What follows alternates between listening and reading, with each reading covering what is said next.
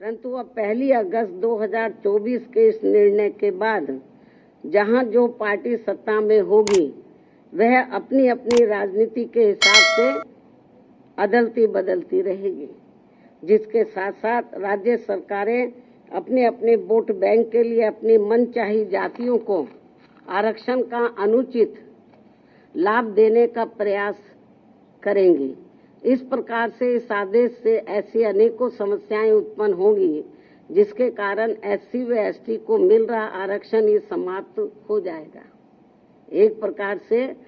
SC व ST को मिल रहा आरक्षण ही समाप्त हो जाएगा और फिर इसका नतीजा ये होगा कि अनुसूचित जाति व जनजाति वर्ग अंत में आरक्षण से वंचित रह जाएगा और उनके हिस्से का आरक्षण भी अंत में किसी न किसी रूप में सामान्य वर्ग को ही दे दिया जाएगा। माननीय सुप्रीम कोर्ट द्वारा अपने 1 अगस्त 2024 के इस निर्णय में इस बिंदु पर भी पर्याप्त विचार व्यक्त नहीं किए गए हैं कि अनुसूचित जाति और अनुसूचित जनजाति के किन लोगों को क्रीमी लेयर की श्रेणी में रखा जाएगा और यह तय करने का क्या मानक होगा कि किन लोगों को अब आरक्षण की आवश्यकता नहीं है तथा इस कार्य के लिए अब राज्य सरकारों को राजनीति करने का पूरा मौका मिल जाएगा। माननीय सुप्रीम कोर्ट के इस निर्णय के बाद यदि अनुसूचित जाति और अनुसूचित जनजाति के भीतर उपवर्गीकरण किया जाता है तो वर्तमान में लागू आरक्षण के अनुसार सरकारी नौकरियों और शैक्षणिक संस्थानों में अनेकों पद रिक्त रह जाएंगे, क्योंकि जिन सीमित वर्ग की उपजातियों को आरक्षण दिया जाएगा उसमें रिक्त पद के सापेक्ष उतने अभ्यर्थी उपलब्ध नहीं हो पाएंगे और ऐसी स्थिति में ये बची हुई रिक्तियां अंत में सामान्य वर्ग के हिस्से में ही चली जाएंगी, जिससे समूचे दलित व आदिवासी समाज के पिछड़े हुए लोगों को काफी नुकसान होगा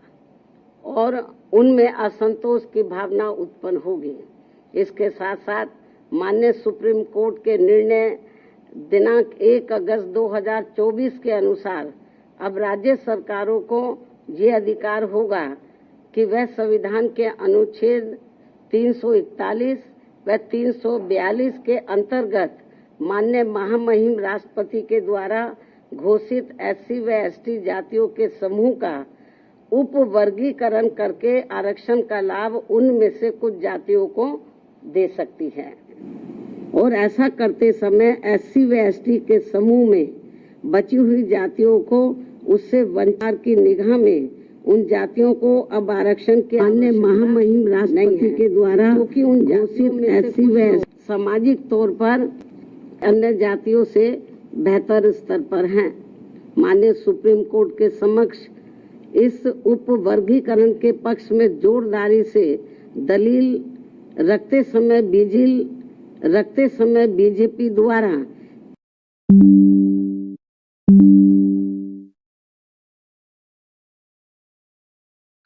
और अंत में ये सभी लोग फिर आरक्षण से वंचित रह जाएंगे।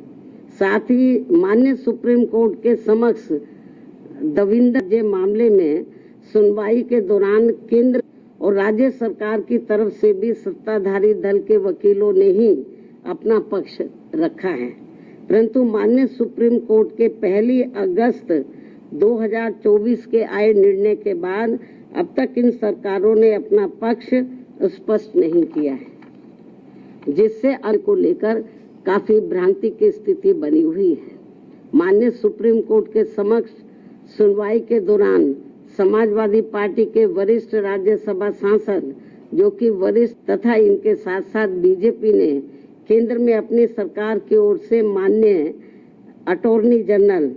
व सॉलिसिटर जनरल तथा कुछ राज्य सरकारों के वकीलों द्वारा, उसमें भी खासकर आम आदमी पार्टी की पंजाब के एडवोकेट जनरल, हरियाणा एवं चंडीगढ़ में बीजेपी की ओर से उनके वकीलों द्वारा उपवर्गीकरण के पक्ष में तथ्यों को तोड़ मरोड़ कर प्रस्तुत करते हुए बाबा साहब डॉक्टर भीमराव अम्बेडकर द्वारा संविधान सभा में लंबे विचार विमर्श के बाद बनाए गए आरक्षण के सिद्धांतों के साथ छेड़छाड़ करने का कार्य किया गया है, जो कि आरक्षण को पूरी तरह समाप्त करने की मानसिकता के साथ उठाया गया ये गंभीर कदम है। सुप्रीम कोर्ट के 1 अगस्त 2024 के दिए गए निर्णय के बाद अनुसूचित जाति और जनजाति के लोगों के भीतर आपसी द्वेष की भावना बढ़ेगी और समाज में विभाजन की भावना को और अधिक बढ़ावा मिलेगा, जो कि राष्ट्र की एकता और पर करारा प्रहार करने जैसा होगा। जबकि अनुसूचित जाति व जन है, ये केवल भारतीय संविधान के अनुच्छेद 341 व 342 की अधिसूचना के जरिए अस्तित्व में आई है और यह अनुसूचित जातियों व जनजातियों का एक मिश्रण है और एक बार अधिसूचित होने के बाद फिर यह एक समरूप समूह बन जाता है। साथ ही राज्यों के द्वारा ये उप वर्गीकरण अनुच्छेद 341 एवं 342 के तहत राष्ट्रपति जी की अधिसूचना का उल्लंघन होने के साथ साथ ये पूर्ण रूप से असंवैधानिक भी होगा, क्योंकि कोई भी राज्य सरकार राष्ट्रपति की पावर को खत्म नहीं कर सकता है,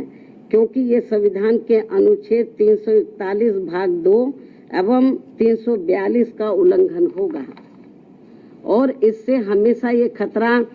बना रहेगा कि अनुसूचित जाति व जनजाति को दिया जाने वाला आरक्षण कब खत्म हो जाएगा, जबकि अनुसूचित जाति व जनजाति समुदाय के लोगों का वर्गीकरण का एकमात्र मूलभूत आधार सामाजिक गैर बराबरी अर्थात छूट-पात रहा है।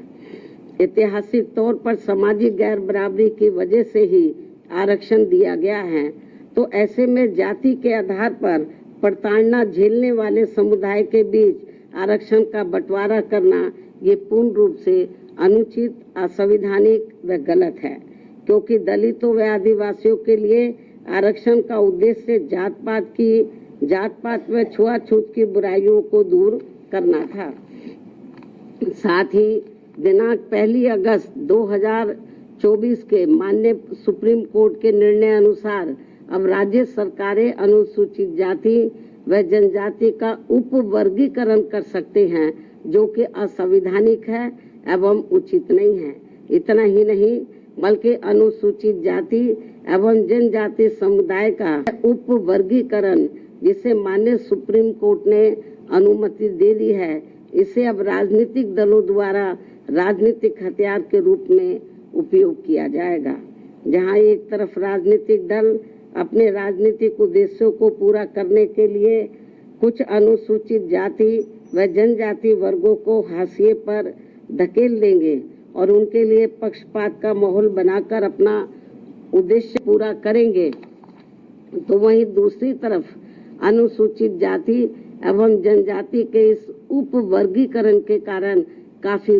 पद रिक्त रह जाएंगे और आगे चलकर फिर उन पदों के अनारक्षित श्रेणी में तब्दीली हो जाने की प्रबल संभावनाएं होंगी। अतः जिस मुख्य उद्देश्य के लिए परम पूज्य बाबा साहब डॉक्टर भीमराव अम्बेडकर ने संविधान के तहत अनुसूचित जाति एवं जनजाति वर्ग को आरक्षण दिया था, उसे अब एक प्रकार से प्रभावहीन बना दिया जाएगा, अर्थात खत्म कर दिया जाएगा। वैसे भी खासकर बीजेपी, कांग्रेस व समाजवादी पार्टी आदि हमेशा से ही एसटी वर्गों को मिल रहे आरक्षण के विरुद्ध रहे हैं और इसलिए इनके वकीलों ने उप वर्गीकरण की काफी जोरदारी से कोर्ट के सामने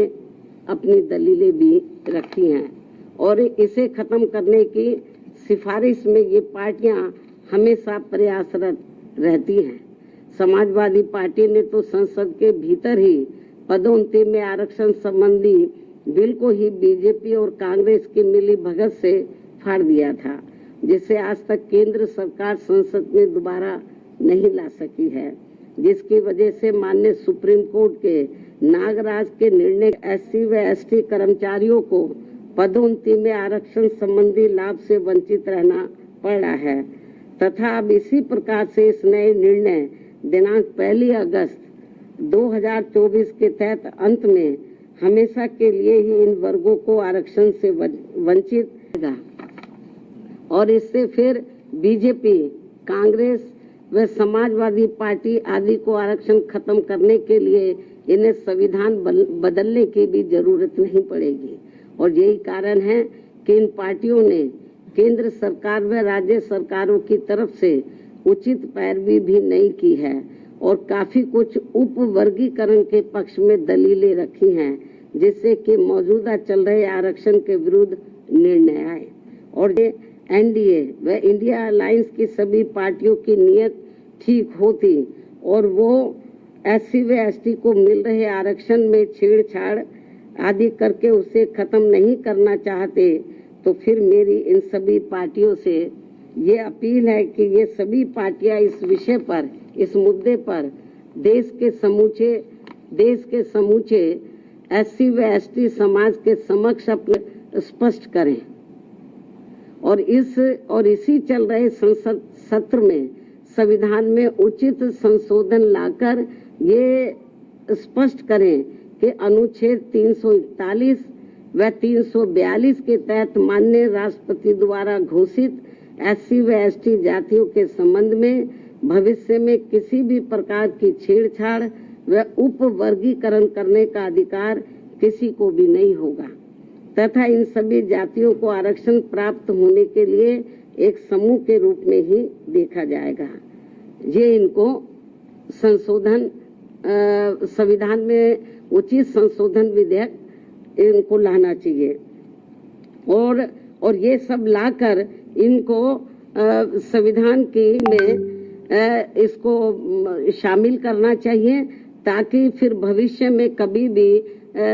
जो एससी एसटी का आरक्षण है उसके साथ किसी भी प्रकार का कोई छेड़छाड़ आदि ना हो सके। हालांकि ये नौबत नहीं आती यदि इसको बहुत पहले ही संसद द्वारा संविधान की 9वीं सूची में डाल दिया जाता।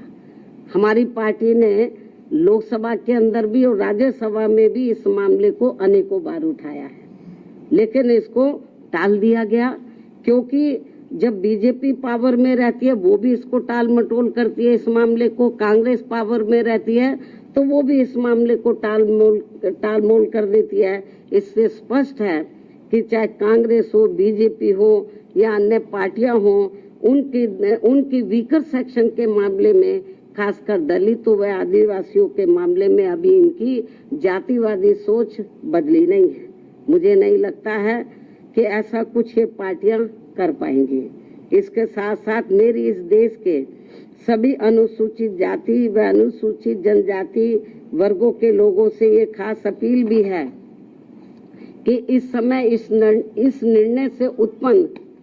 उत्पन्न स्थिति को अपने व अपने बच्चों के भविष्य तथा अपने संवैधानिक अधिकारों को नुकसान होने से बचाने के उद्देश्य से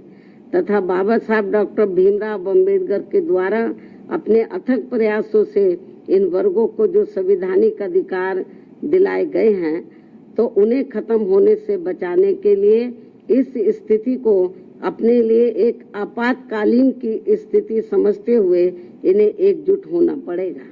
तथा मात्र अपने अपने राजनीतिक स्वार्थ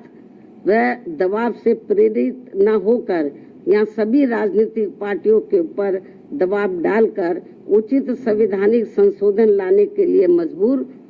करना पड़ेगा। इस खास अपील के साथ ही अब मैं माननीय सुप्रीम कोर्ट से भी ये पुरजोर अपील करती हूँ कि वह देश में एससी व एसटी वर्गों के हितों में अपने 1 अगस्त व सन 2024 के दिए गए फैसले पर खुद ही पुनर्विचार करके इसमें मेरी इन सब बातों को खास ध्यान में रखते हुए जरूरी बदलाव लाए, तब्दीली लाए, वरना इन वर्गों में से आरक्षण के पात्र लोगों को बड़ा भारी नुकसान हो जाएगा। इस खास अपील के साथ ही अब मैं अपनी बात यही समाप्त करती हूँ। धन्यवाद। जय भीम व जय भारत।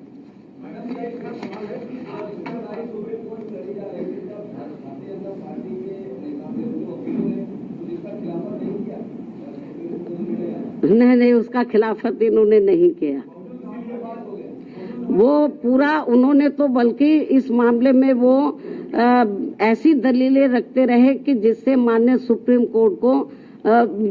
को ये फैसला देने में उनको और मदद मिल गई। चाहे तो कांग्रेस की ओर से वकील खड़े हुए हों या सरकार की ओर से खड़े हुए हों, इन्होंने एक प्रकार से माननीय सुप्रीम कोर्ट की मदद ही की है इस मामले में। तो इससे जाहिर हो जाता है कि इनकी इंटेंशन सही नहीं है और ये लोग एससी और एसटी को जो रिजर्वेशन मिल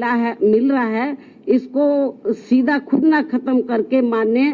कोर्ट के जरिए, जुडिशरी के जरिए ये इसको खत्म करना चाहते हैं और इसमें ये लोग काफी हद तक कामयाब भी हो गए हैं और हमारी पार्टी इसको लेकर बड़ी चिंतित है।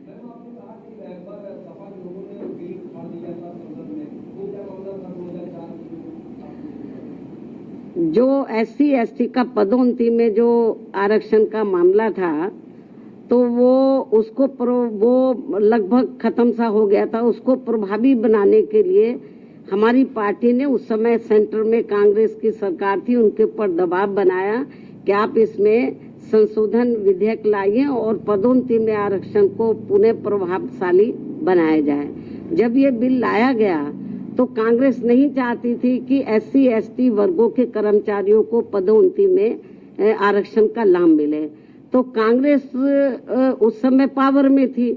तो कांग्रेस और बीजेपी खुद ना आगे आकर उन्होंने समाजवादी पार्टी के जो सांसद हैं उनको आगे किया और उनकी मिली भगत से उन्होंने इस बिल को फाड़ा और इस बिल को पास नहीं होने दिया और अभी तक ये बिल पास नहीं हुआ है। कोई आपकी पार्टी इसके फैसले के खिलाफ कोई आंदोलन, कोई अभियान? नहीं, अभी आंदोलन मैं आपको जो बताया ना कि हम लोग तो बीजेपी कांग्रेस को ही कोस सकते हैं क्योंकि इनके वकीलों को सही पैरवी करनी चाहिए थी, सरकार को सही पैरवी करनी चाहिए थी। हमने माननीय सुप्रीम कोर्ट से मीडिया के माध्यम से हमने उनसे अपील की है आज कि वो अपने इस फैसले पर पुनर्विचार करें, इस फैसले को बदले, वरना इस देश में जो करोड़ों दलित और आदिवासी समाज के लोग हैं तो जिनको अपने पैरों पर खड़े करने के लिए परम पूज्य बाबा साहब डॉक्टर अम्बेडकर ने जो इनको आरक्षण की सुविधा दी थी, यदि ये खत्म हो गई तो बड़ा मुश्किल हो जाएगा। और जो लोग ये कहते हैं कि एससी में या एसटी में जो जातियां मजबूत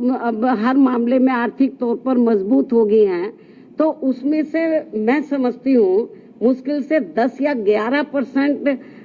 लोग ही मजबूत हो गए होंगे, बाकी 90% लोगों की हालत तो बहुत ज्यादा खराब है। लेकिन माननीय सुप्रीम कोर्ट के इस फैसले से जो लगभग 90% लोग जिनको अभी आरक्षण की जरूरत है तो वो तो और ज्यादा पिछड़ जाएंगे, उनको ये आरक्षण अब मिलेगा नहीं। इस निर्णय के अनुसार यदि उन जातियों को निकाल दिया जाएगा, बहुत बुरा हुआ है ये। और केंद्र और जबकि बीजेपी को चाहिए, वो अपने आप को कहते हैं कि हम एससी एसटी समाज के हिमायती हितैषी हैं, उनको चाहिए पहली बात तो इस केस की पैरवी उनको सही तरीके से करनी चाहिए थी, उन्होंने नहीं की। कांग्रेस ने बेबी ढुलमुल रवैया अपनाया। ऐसी स्थिति में मेरा बीजेपी की केंद्र में बीजेपी की सरकार को, उनकी एनडीए की सरकार को ये कहना है कि यदि आपकी नीयत साफ है तो आप इसमें ये जो भी जजमेंट आया है तो आप पार्लियामेंट के अंदर आप इसमें ये पार्लियामेंट के अंदर आप लोग जो संविधान में आप संशोधन करें और इसको संविधान की 9वीं सूची में लाए और जो सुप्रीम कोर्ट ने जजमेंट दिया इसको पलटे, मतलब क्योंकि पार्लियामेंट को भी पावर होती है, उसको पलटे और नहीं पलटते हैं तो समझ लो ये कांग्रेस हो, बीजेपी हो और भी दूसरी पार्टियों हो, इनकी एससी एसटी के और ओबीसी के रिजर्वेशन के मामले में इनकी नीयत साफ नहीं है।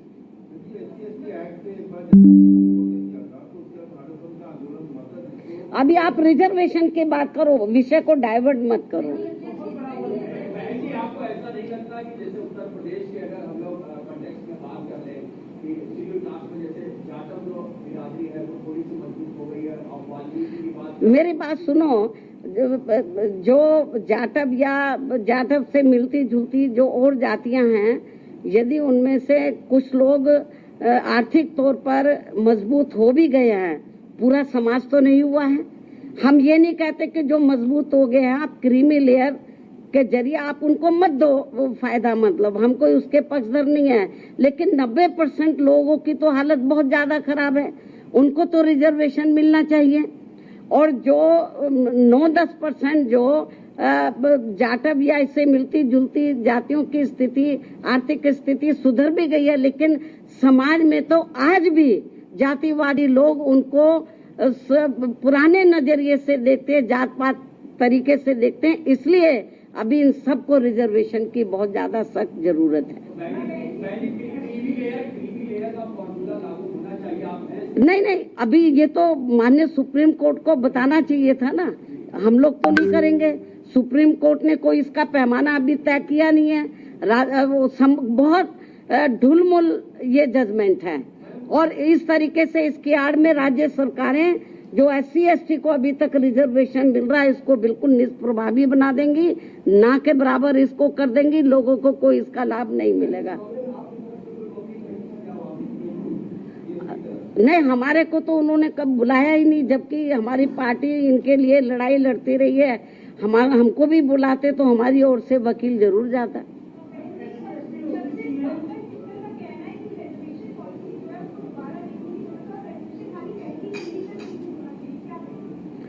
भाई मैं आपको बताया कि ठीक है, आप आर्थिक नहीं, जो SC/ST के लोग हैं इनको जो रिजर्वेशन मिला है, जो शैक्षणिक, सामाजिक और आर्थिक गैर बराबर हैं, इस आधार पर मिला। तो सामाजिक जो दृष्टिकोण है